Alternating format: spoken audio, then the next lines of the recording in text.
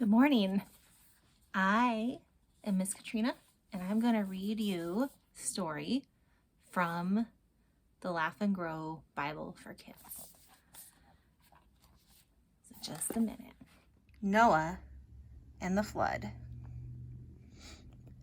Adam and Eve had kids, and their kids had kids, grandkids, and great-grandkids, and great-great-grandkids, spreading all over the wild world. And sin was spreading with them. They were fighting, stealing, lying, hurting each other, making God's world an ugly place. Finally, God said, "Enough."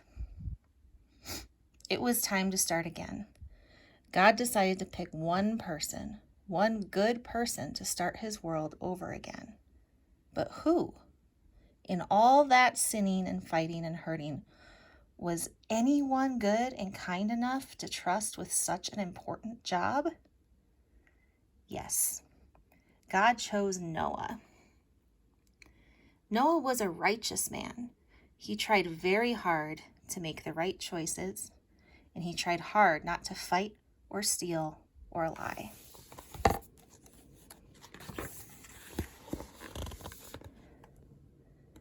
Noah walked with God. That means that in a world where everyone was doing their own thing, Noah was thinking about God, talking to God, listening to God. Noah was always ready to do what God asked. Oh yeah, and there's one other thing we know about Noah. He was more than 500 years old. Yep, 500 years old. People lived a long time back then. Not only was Noah a righteous man who walked with God, but Noah had been practicing walking with God and listening for God's voice for more than 500 years. That's a long time. So when God had a really big job to do, he knew who to call because he knew who had been listening for more than 500 years.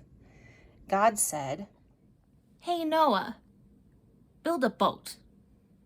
And Noah said, "What's a boat?"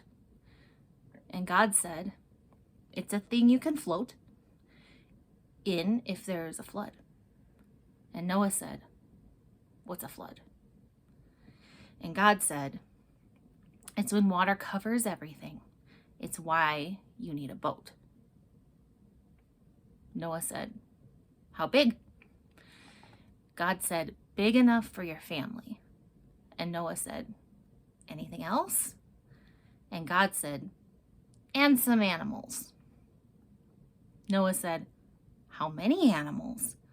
And God said, "All of them."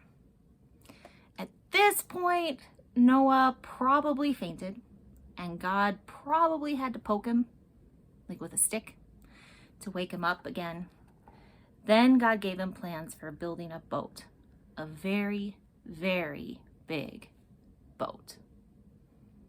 Noah and his family set to work building a boat so big it could hold all of them, plus 2 of every kind of animal. Building a boat that big took years and years and years, and Noah's neighbors probably came by often to laugh at him for building a boat where there was no water. But Noah didn't care. He didn't care about the laughing. He'd been walking with God for a long time, and he was going to keep on walking with God no matter what. Noah wanted to be God's friend, even if everyone else thought he was silly. Then, one day it started to rain. The animals came from everywhere. Big animals, little animals, tall animals, short animals. God sent the animals to Noah, and Noah packed them all in his big, big boat. And it kept raining, harder and harder.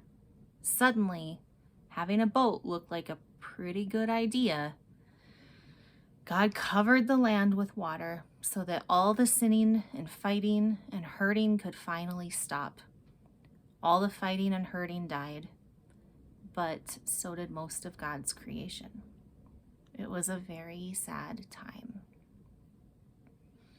It rained and poured for 40 days. Noah's big, big boat floated on the water 50 days, 60 days, 100 days. After 150 days, the big, big boat was getting very, very stinky. Have you ever been on a pig farm or in the elephant house at the zoo? Stinky like that, only worse. Then finally, the water started to go down, down, down, down. One day, at long last, Noah's big, big boat came to rest on top of a mountain. "Let's start again," God said. So Noah and his family, plus a whole bunch of seasick animals, walked out of the big, big boat into a clean, fresh world. And it was time to start again.